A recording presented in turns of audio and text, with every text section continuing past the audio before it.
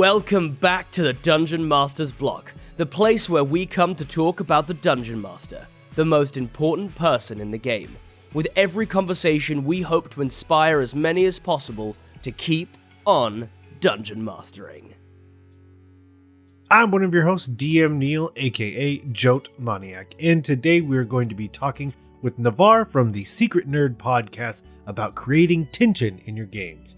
It is an absolute necessity to do so, and that's why we decided it would be a great conversation to have.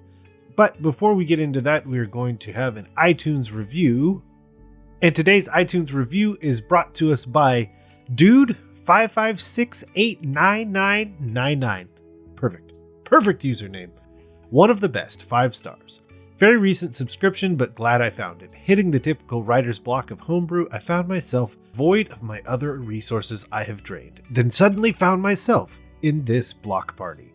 It's very nice jumping around to topics I need. With a vast selection of topics to pick from, you will definitely find wise guidance and creative jumpstarts. Thank you all for your wonderful content.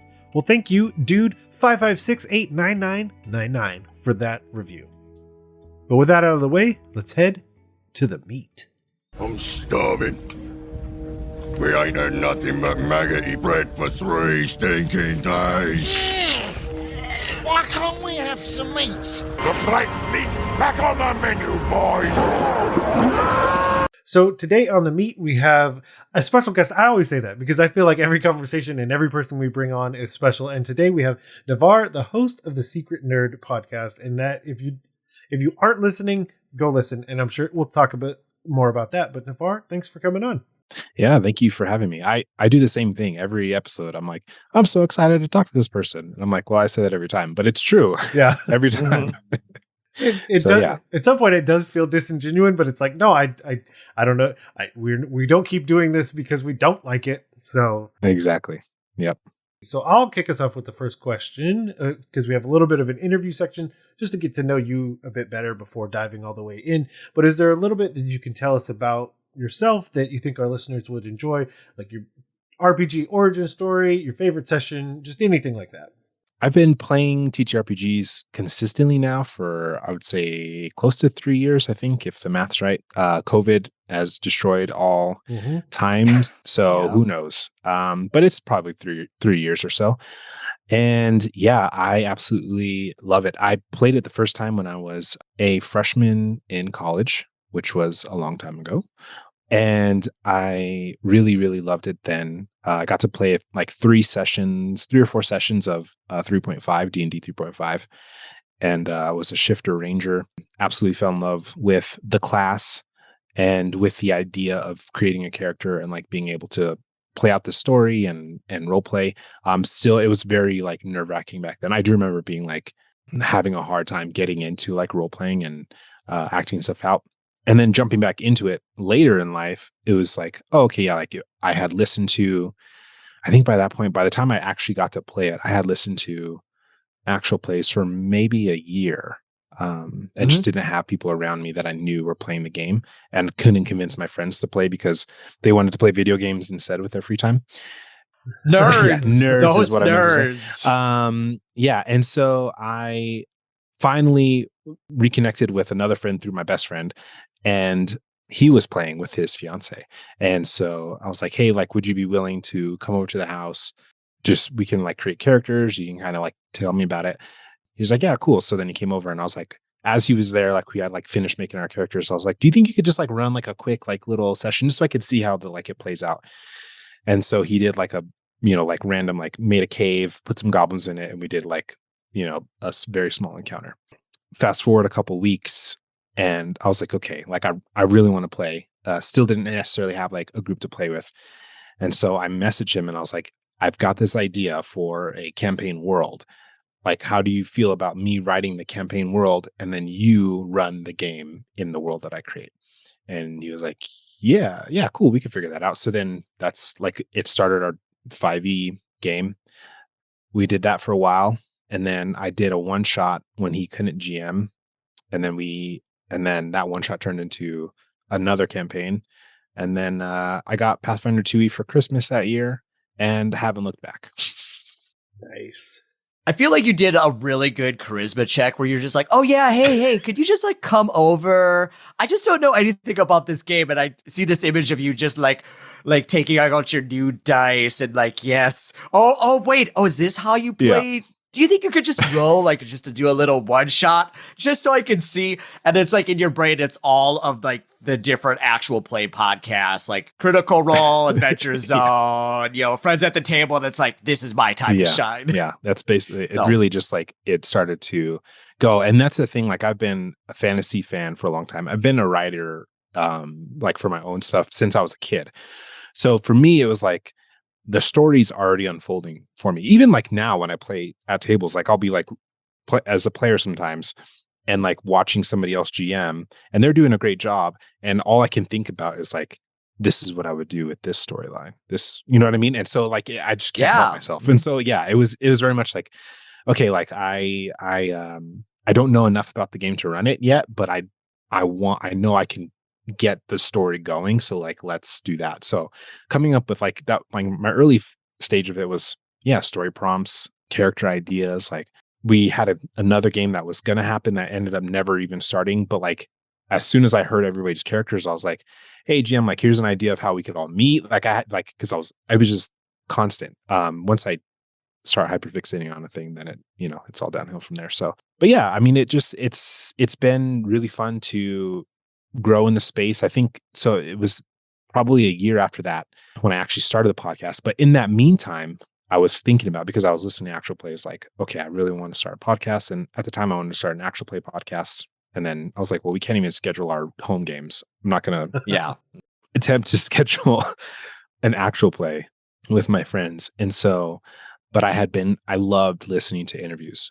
And I think like one of the things I really enjoyed was like just getting to know like random people and the stories that they tell. And I would listen to shows like there's a former football player named Arian Foster who he was a running back for the Houston Texans, and he had a show where he would just bring on people like that he wanted to talk to. Like he was like, I want to talk to this astronaut, or I want to talk to this like trans rights activist, or I want to. And so like you just bring these people on to the show and just sit down and talk to them. And I was so fascinated by the way that he was able to bring stories out of them.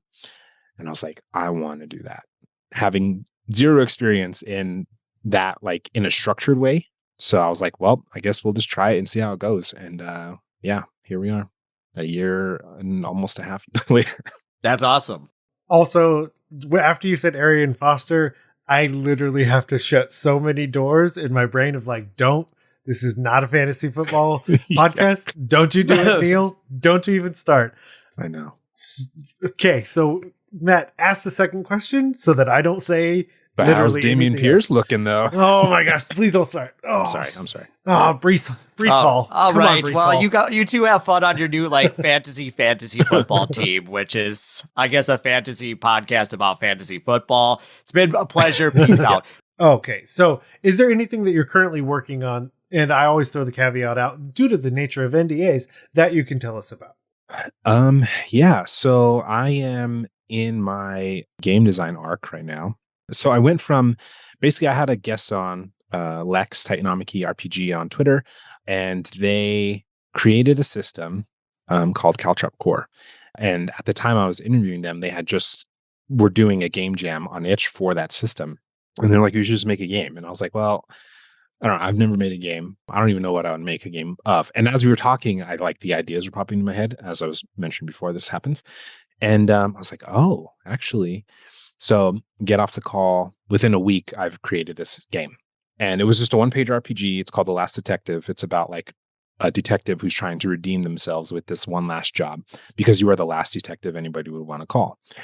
Awesome. Yeah, thank you. And so I made that game. And immediately after making that one-page RPG, I was like, I should make a big game. Should just go big. And so since then, I was in a lot of like the thinking process of it. And then over the past probably 6 months, I've been slowly writing this game that will be out, presumably by the time that this interview comes out. Oh, snap. Unless Get it's ready. like coming out tomorrow. I don't know It is. how It is not. It'll be out because we're getting a little bit of a back. Awesome. So then I can all but guarantee it'll be out, and I'll make sure that we will have links to whatever you say right now. Yeah. So I've created a game that is a Last of Us inspired narrative TTRPG. So it's about dealing with human conflict in a post-apocalyptic world. Yeah, it's this early iteration is going to be kind of like a quick start, and then over time, if there's people have interest in it, then I'll just continue. Me and my friend Johnny are writing it together, and we will continue to just add more lore, factions, creature types, stuff like that. But I'm super excited for it because it's been like a true passion project. I've learned small pieces of graphic design, literally like created a new system for this because I didn't want to use an existing one because I'm stubborn and an overachiever, I guess. So that'll be out. Hopefully, I'm trying to get it out for Halloween because it's, might as well get the spooky vibes. Yeah. And then from there, I will continue to do that. But I also have written an adventure for Pathfinder 2e. I will be writing more adventures that'll be published on Pathfinder Infinite. And hopefully, I would love to be able to write for Paizo. That's like a big goal of mine. And also anybody else who aligns with my values and also wants to hire me, I will happily write for you too. So, yeah. How many dice do I need for your system? Just like D&D, I made a D20 system. It calculates successes differently. And so you don't have like a DC to meet or an AC to hit against. It's closer to like a PBTA game. So there's like a 20 and above is a critical, 15 to 19 is a success, and it goes kind of like tiers down. So there's different things. And as those things happen, you have different things that also get added on. But then, yeah, in terms of damage and other things like that, like skill use, you get different dice that you can use as well. Awesome. Perfect. So now we're here. Surprise question time. So I have a surprise question. I'm not normally a host on here. I'm here, but I'm enjoying it. So anyway, surprise question is going to be this. Usually this is any type of question that people could think of. My question was this. You clearly started off with some D&D. You're doing some Pathfinder. I don't know as much about Pathfinder, but maybe this question still applies. If your real life human self could have one cantrip, like a level 0 spell, what would it be and why? I feel like it's got to be Mage Hand because might as well be a Jedi. It's literally telekinesis. It's limited, right? You can't just lift a house with it, but you could also like be on the couch and just like grab that cup of coffee over there. So I feel like it has a lot of utility. I don't remember all the cantrips. Like message, obviously, that's a really good one if you're close enough to somebody. Well, what about a spell? If you could have one spell, any spell. Oof. Like, I mean, it'd be cool to do destruction spells like evocation, but obviously I'm not going to like hurt people. So that's not going to work. Sure. Mm-hmm. The altruistic thing would be to like take a healing spell, but then people would just be relying on you to do healing all the time. That's tough. Teleportation seems good. You just go on vacation when you need to and not have to worry about flying. I think I'm going to stick with teleportation. Yeah. Yeah. Airports kind of suck. I thought of all the bad ones again, like because we kind of had a bit of this conversation beforehand. My go-to is tongues because basically what you said. If you have anything that's destruction, at that point, I just assume wars will be fought over me. Healing, you totally turn into a utilitarian device more than anything else. I feel like tongues is still interesting enough that like you can have a lot of things, but then like we found this new tablet that we've unearthed. Come check it out. And you're like, boom, this is what it says. You're all wrong. But I also think of like just the terrible ones of just like banishment. I'm like, oh no. Like you're just like, how dare you banished? Yep. Fireball. Yeah. Or how often are you going to use fireball? Okay. Well, you just burned down someone's house. I'm glad you just did this massive flex. You do one spell and you burned a person's house down. Great. Yeah. I mean, so many of those, like, obviously the game is like, it's built as a war game, right? So it's tough. Like haste is an incredible spell. I think one of the best spells, but in a normal life, you have no use for haste in most situations. It's so, and even like tongues, like I think that is a great answer, but also it's like, you have to put yourself in a situation where you're using it a lot, or else it's just like you have a spell slot or however many spell slots a day of tongues that you just cannot use because because you're not around people. You're around people that speak English. So, and then when you do talk to somebody, it's like, all right, after a minute though, I'm too tired to have this conversation anymore. Oh no, too tired. Mine is mold earth Mm. because like anytime I've had to like dig a hole at my house, I'm like, this is the worst thing I've ever done in my entire life. I'm like, Minecraft has ruined a generation of people because it's just like, yeah, just click a few times and you've dug a hole. No, it takes time, hours, you're just sweaty. But mold earth, just move the dirt out of the way, now you got a cool hole. So You could also build very with it, right? practical. And it's permanent building. Yeah. All right. Yeah, I think you just stack things up. It works well. So, all right. I think we got some important topics to talk about, Neal, don't we? We do. So the first question I like asking because, and I've said it before, but you never know if this happens to be someone's first episode they're listening to. But with as many episodes as we have, one of the really good questions I like for starting the foundation of our conversation about creating tension is, Navaar, what drew you to that topic? Because when we first started discussing what we wanted to talk about, like that's where we went. So I always like kind of getting like where your headspace is about the. Yeah. So I think tension came from my GM style. Like I enjoy creating moments when the players and the PCs don't really know what's going on and they're trying to figure it out. I think it stems from my fascination with Sherlock Holmes and detective media because there's so much of this mystery, right? And it's not always like find the clues and like sometimes the mystery is just like, who do I trust in this situation? What's going to be around this corner? And I think like when you can use evocative language and descriptions and charismatic characters, you can do a lot of that stuff to create those moments when the players aren't really sure what's going to happen. And I think that for me makes for really fun games, and my players have enjoyed it as well. But yeah, I think it definitely stems from the narratives that I love have a ton of tension in them. And I have practiced trying to make that my brand, I guess. It's interesting to think about, like, obviously there's a level of tension that's inherent to the game itself because ultimately we're at the mercy of math rocks when it all comes down to it. But like even hearing you talk about it now, I had the sudden realization that doesn't actually matter if there wasn't some element of tension leading up to it, because it could be the BBEG and here we go. But if I don't care, it doesn't matter. Like there's no tension in win or fail, like unless it's been laid out that way. So yeah, it just dawned on me in this very moment. And that's why I'm excited to have every conversation. Just this moment that like, if you're not adding that tension in leading up to things, then the dice rolls, they don't essentially matter. Sure. Yeah. I think, I mean, like the big thing it comes down to is like how you frame it, right? You really have to be, especially as like a GM, like you have to understand your players. You have to talk to them and figure out like what their character motivations are, figure out the things that like, I mean, obviously you do a session 0. I'm sure this is something you two have covered multiple times, but like, in the session 0, but also after games, during games, like talk to your players, pay attention to what they're doing, how they're responding to certain things. And that will tell you a lot about ways that you can either add an element or remove an element to create tension in those moments.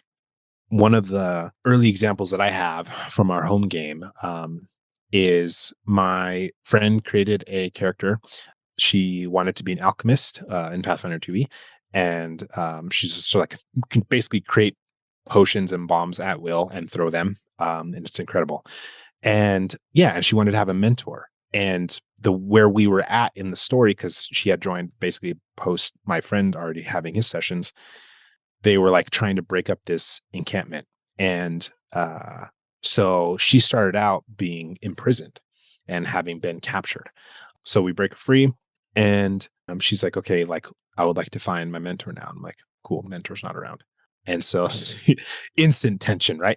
Because it's like, well, hang on. I wrote in my backstory, we came together. Yes, you did come together. And now he is no longer there.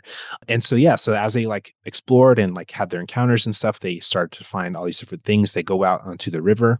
They find these ships that have been docked on the river, and they're trying to figure out like, who are these people? Why are they here?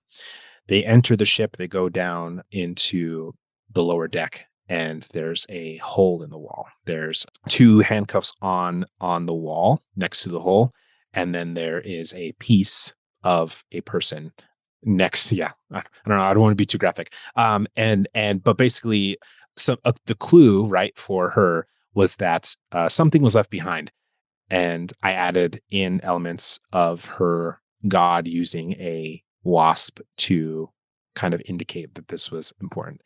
And then it became a rescue mission.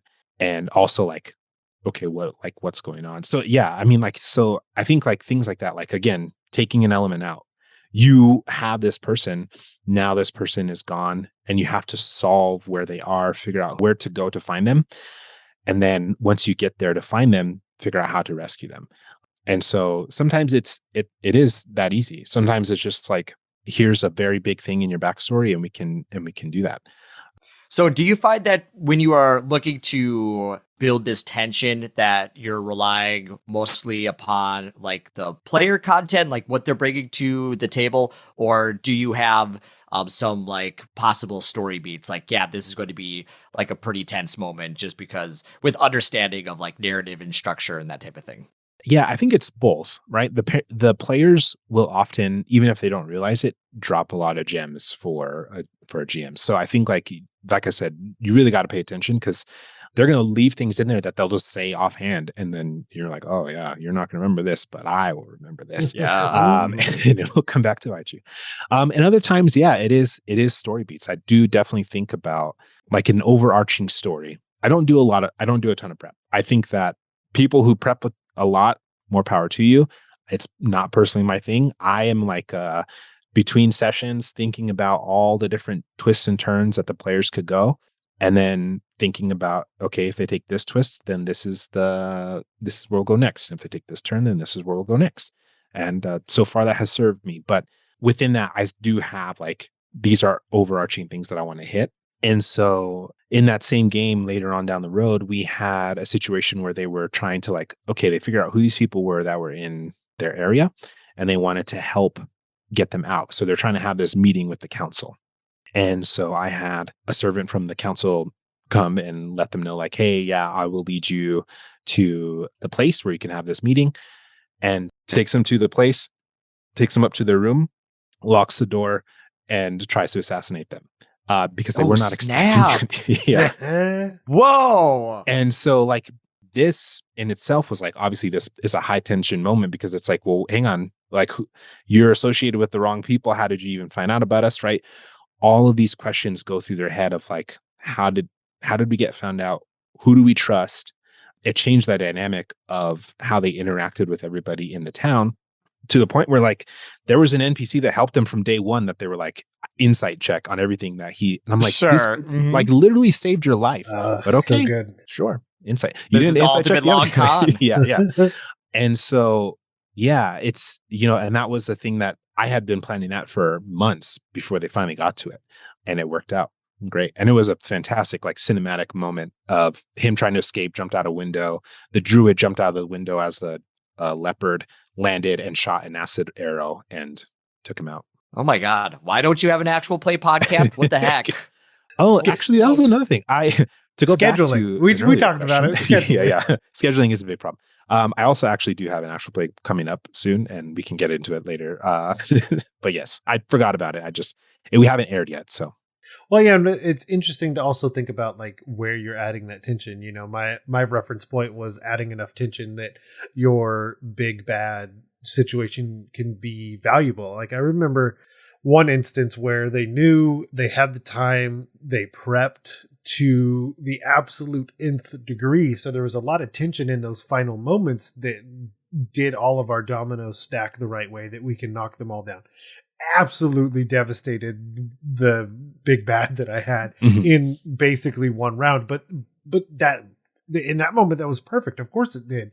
Like if there had been no prep, if you will, and just it shows up, it just blows up. I guess that's not fun, but like, of course you did. You spent so much time and effort that like you set it up all correctly. So there was all the tension in the roles because it's like, well, you need to be able to do X pretty well. Mm. You need to be able to do Y. It needs to not happen this way, and this needs to go right, or your plan falls apart. Yeah. And then 1, 2, 3, 4, and yeah, like I said, it was absolutely devastating for that poor individual that I had placed out in front of them.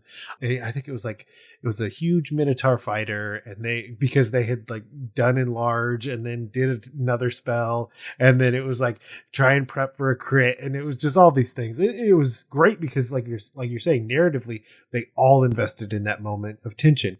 But the other side of it is what you just brought up is there's a lot, especially it makes me think about The Walking Dead in the sense that often when you would watch it, there was a level of tension that would instill in me the better things got, because that's not what the show is about. The show is about things being bad. And so the better they got, ultimately that moment would happen. Like you said, is it this twist? Is it this turn of a certain character? And then tension echoes. And so it's the echoes of tension. And it's either you're kind of coming towards the epicenter of that or you're moving away from it. So that is really good, like having that NPC that they've always trusted. And I can pick a few in my head where I know that twist would hit really hard. I don't know if I'll do that because my players listen. Yeah. But you never know. You don't know who it is. Yeah. But yeah, having that twist and then those echoes is really, really good because like you said, that person saved your life. It's like, yeah, but did they save our lives because they had ulterior motives? Was the whole purpose just to indoctrinate like us into this thing that we didn't even know we were going into? Yeah. I mean, I think like, when you add diversity to the NPCs as well, like one, add diversity in probably the way that you heard me say it, but also add diversity in the sense of like, I have NPCs who are like super stoic and hard to read. I have NPCs that are like gruff. And even though they're honest with you, they also don't care about you or your feelings and how they, you know what I mean? And then I have NPCs who are like light and fluffy and, and lovable, and mixing that up so that it's not just like most players, or maybe not most, but some players can definitely read a GM and be like, oh, okay, this situation, I got you. But I think when you can mix up how the NPCs interact and act, their mannerisms, things like that, it also leads to that situation of like having to do more work to figure out if you can trust somebody.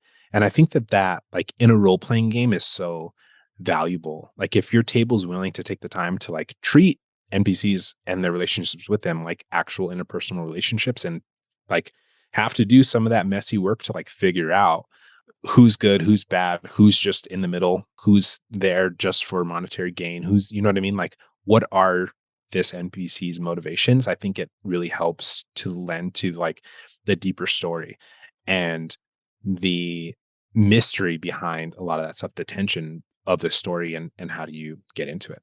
Because yeah, I mean, I think like for sure it's having those moments of like, oh, I had this groundbreaking moment with this person and they showed up, right? And even though like I thought they were a jerk this whole time and they were actually here, and now I can go in and figure out a new way to trust them, right? Or it's like, oh yeah, but this lady, she sold me all my clothes and she also works for the mafia. And now we're doomed. So well, and I think that's something you have to be a little bit deliberate about, and it's a really good skill to develop, but it's also maybe a skill that's harder for newer players or people who don't necessarily think like totally narratively, that type of thing like that. Because when you look at like a pre-printed module, it might give you a little backstory about some of these characters and some of those motivations, but it doesn't take a whole lot of effort to like add that level of complexity, but you have to be pretty deliberate about it to know like, yeah, what their hidden agendas are without just saying like, oh, they have a scar over their face and a mafia tattoo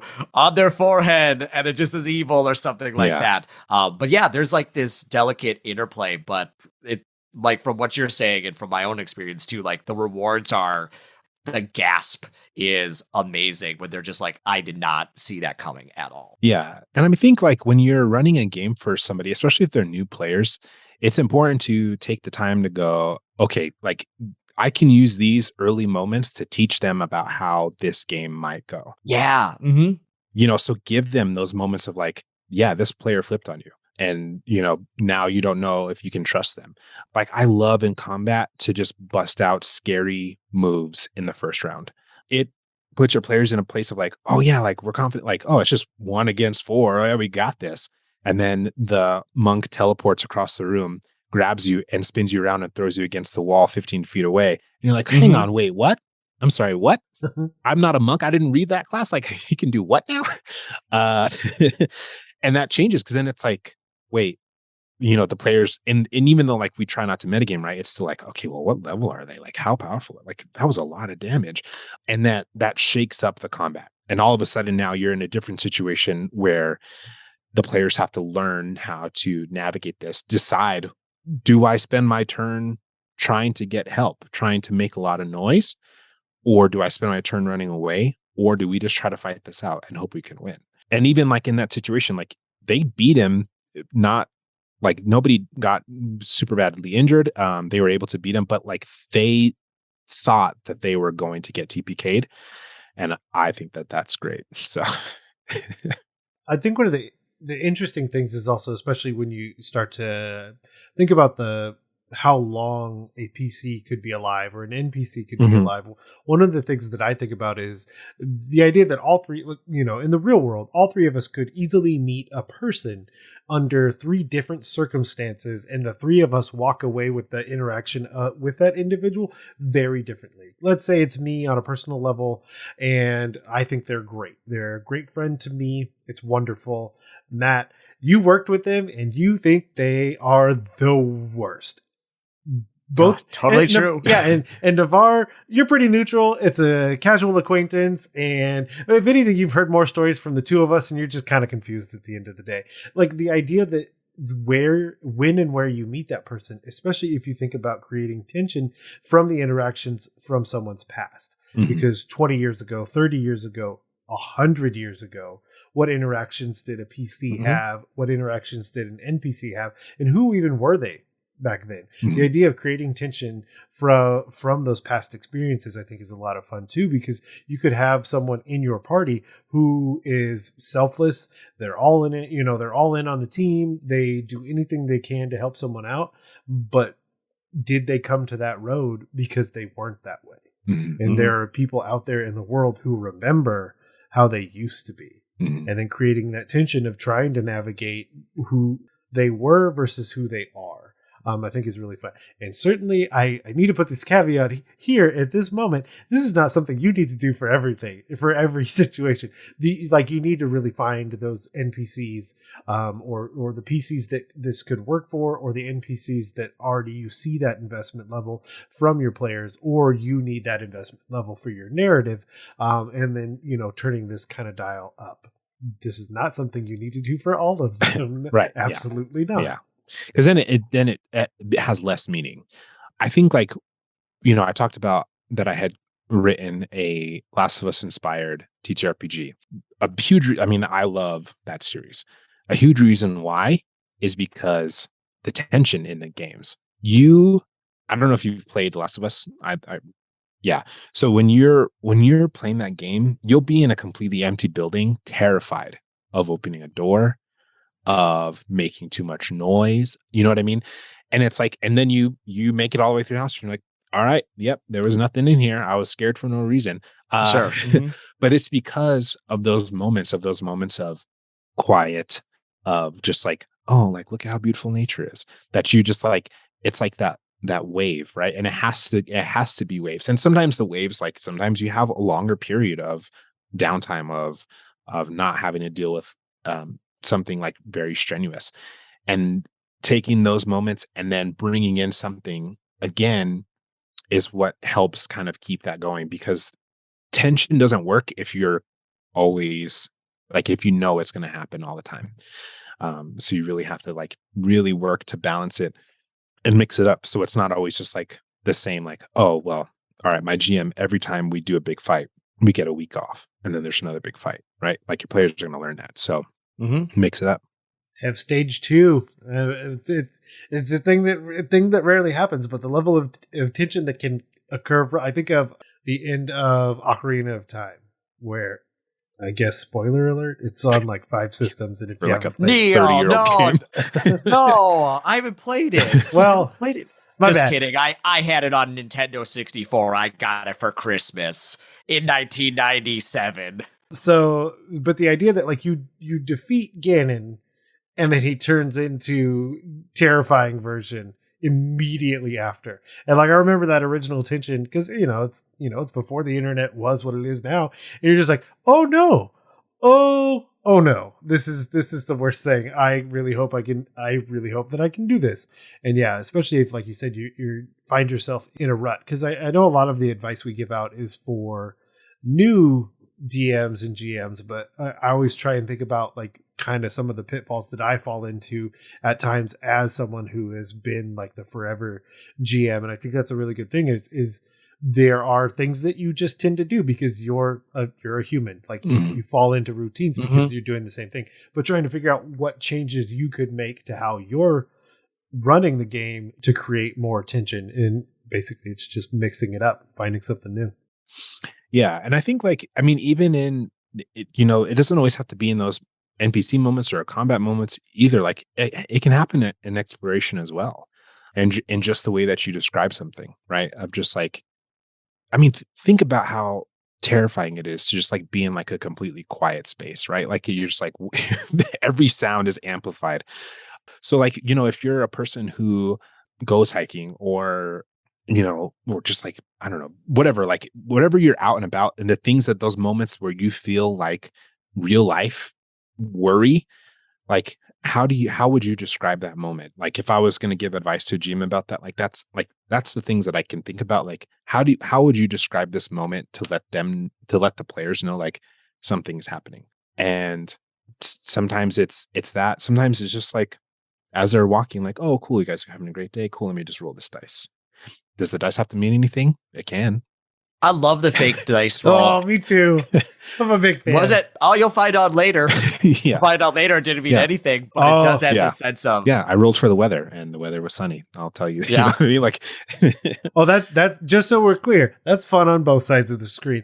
Hey, Navaar, can I get you to roll a d20 real quick? Yeah. Okay. Yeah. With what modifier? Just a d20. No, wait, I didn't ask for that. I just said roll a d20. That's all. A luck. It's just a luck roll. That's all. Yeah. That's it.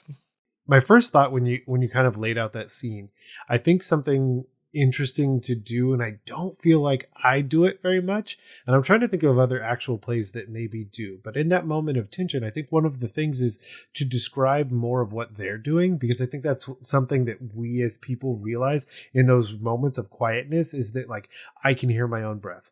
Every footfall that I have is louder. Everything I'm doing just feels louder. And then you start to tailor that into the fantasy realm.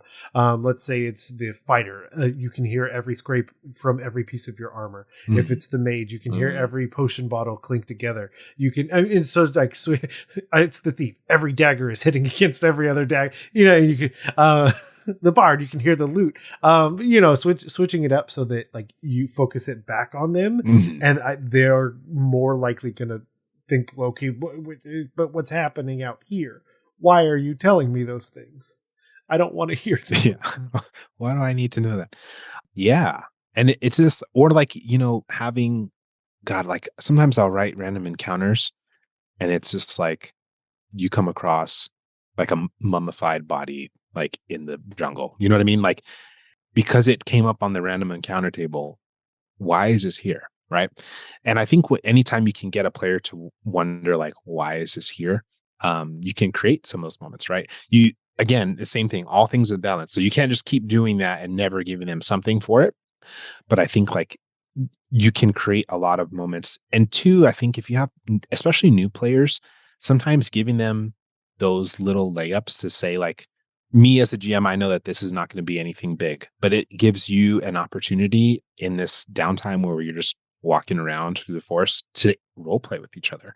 Like, how do you interact? How does the fighter talk to the wizard about this thing when they have two different points of view about what could possibly have happened here? How are you looking at it? You know what I mean? Like, I think that makes it a lot of fun in ways that you can, again, just kind of like spice up the session and add those tense moments. That's awesome. So we're kind of getting close to our time. So one of the things that we always like to do is we like to give homework. It's the best kind. It's basically fun things that we think a person could go read, they could watch, they could play to experience some of the tension that we're talking about. So I know you've already alluded to the idea of Last of Us, but is there any other, like I said, like, is it a novel? Is it a comic? Is it a show? Is it a movie that you can kind of think of that illustrates well the idea of tension? Yeah, my favorite show example is Luther on BBC with Idris Elba.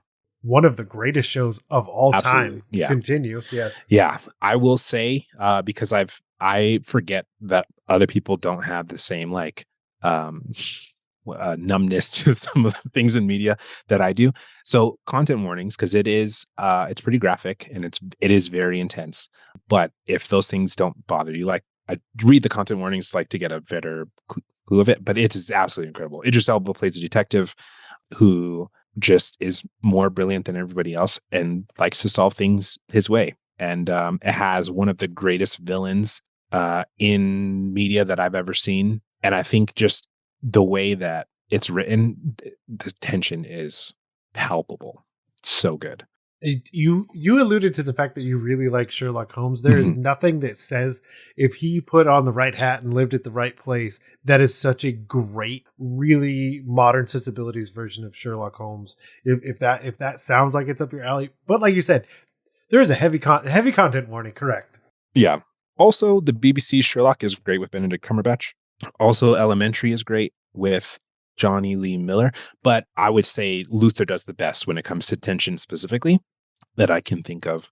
So I can throw one out. So one of the games that came to mind again, and unfortunately, I also need to put a content warning on my suggestion. But the Telltale version of The Walking Dead, Yes, is so good about tension because it's like you said, so little is happening, but at the same time, you're so scared of what is happening next, and you're needing to make hard choices because can I trust this person? Can I not trust this person? What's going to happen next?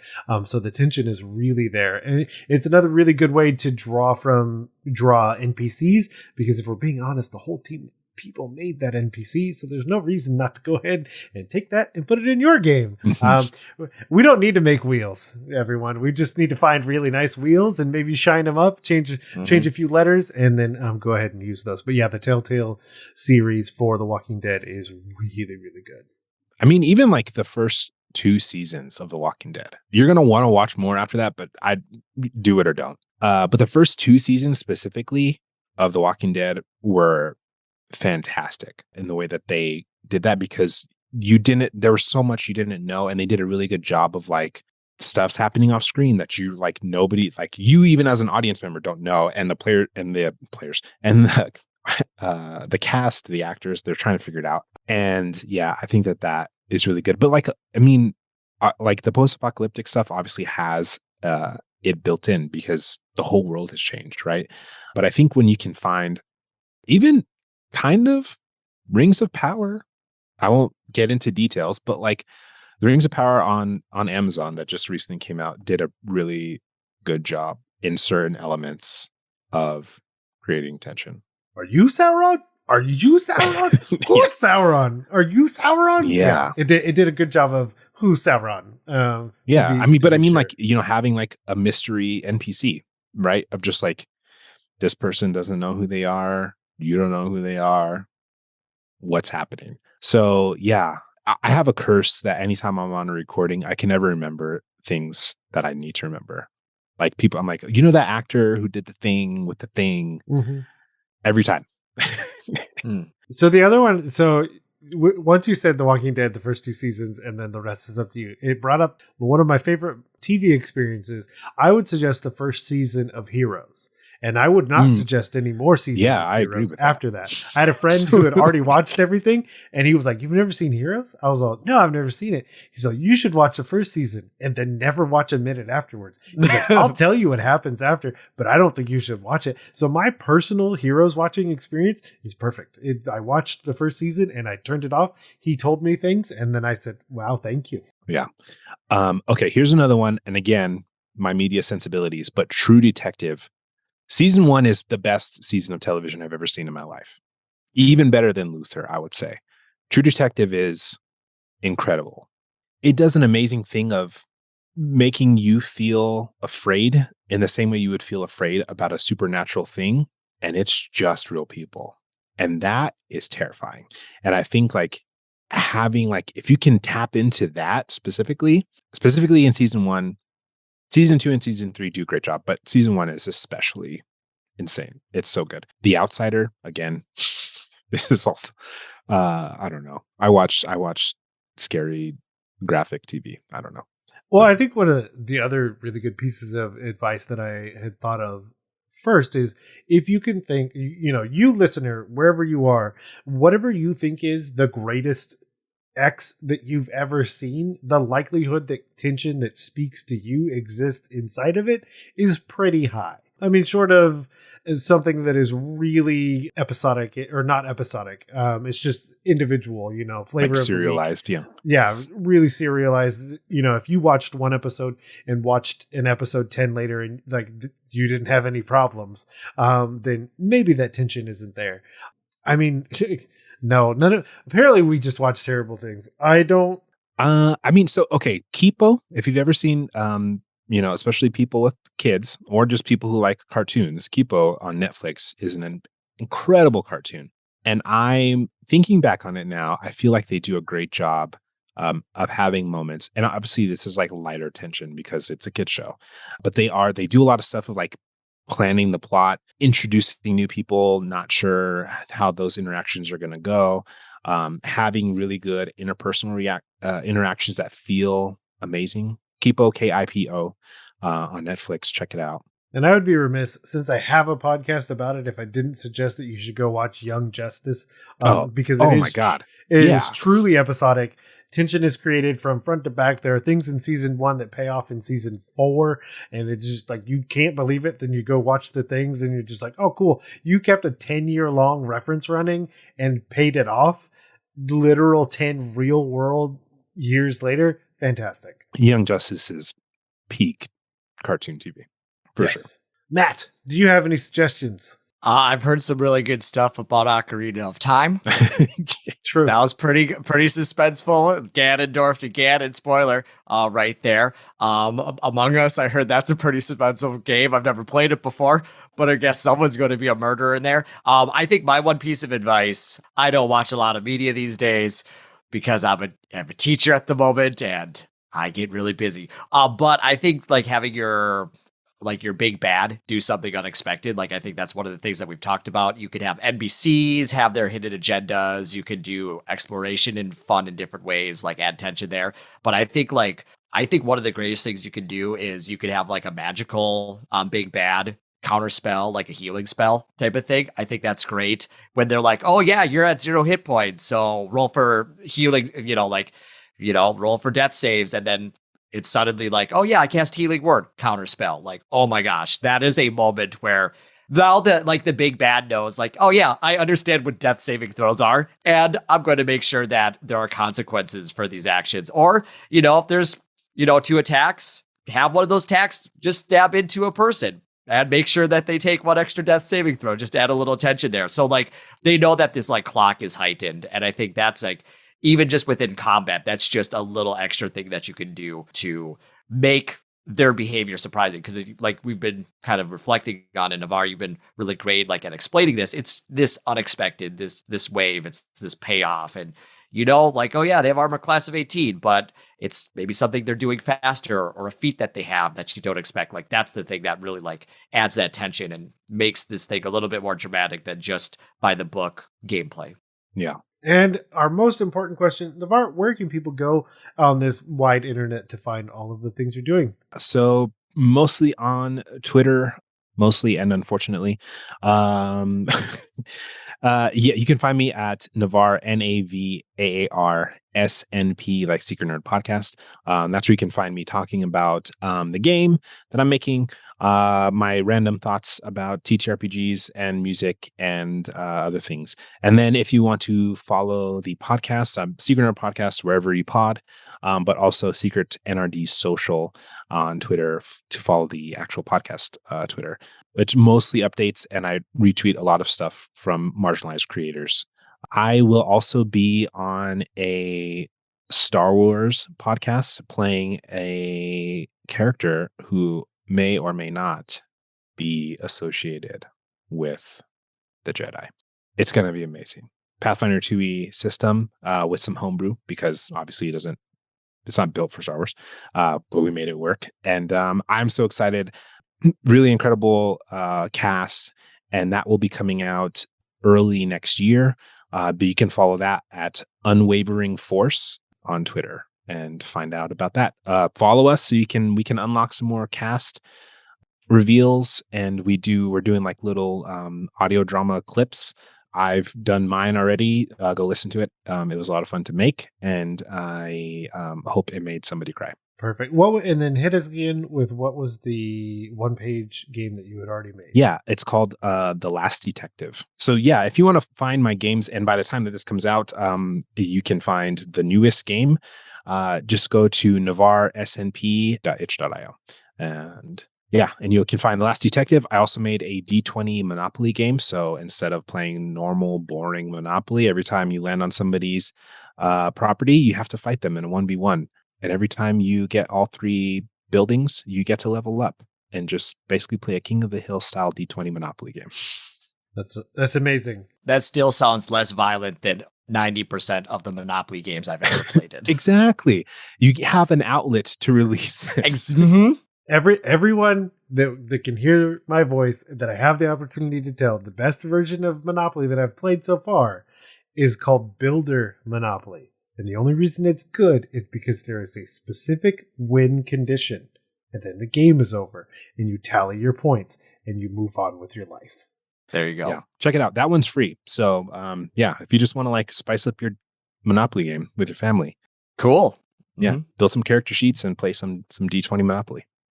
Perfect. Navaar, thank you so much for coming on. That was I had a genuinely good time, just like I said I would in the beginning. So yeah, thank you, and for talking through adding tension. Yeah, thanks for having me. I appreciate it.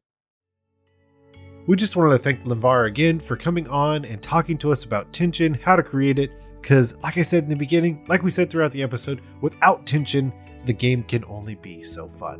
But if you liked that and you want to tell us about how you put tension into your game, you can always email us at dungeonmasterblock@gmail.com. And of course, if you see fit and you wanted to leave us a review, you can head over to Apple Podcasts or anywhere that pods are cast, and definitely leave us a rating and review if it lets you. You can also find us on social media at DMS_block. That's DMS_block. On Twitter, we're also on Facebook, and trying to get everywhere that people may want to find us. And of course, as always, the Dungeon Masters Block is a proud member of the Block Party Podcast Network, where you can check out other shows like Detentions and Dragons, Dungeons and Dragons and Daughters, and more. And as always, thank you for listening to the Dungeon Masters Block, the place where we come to talk about the Dungeon Master, the most important person in the game, the only person capable of playing God, killing characters, and lowering the ego of everyone else at the table. I'm DM Neal. Good night, good luck, and keep on dungeon mastering.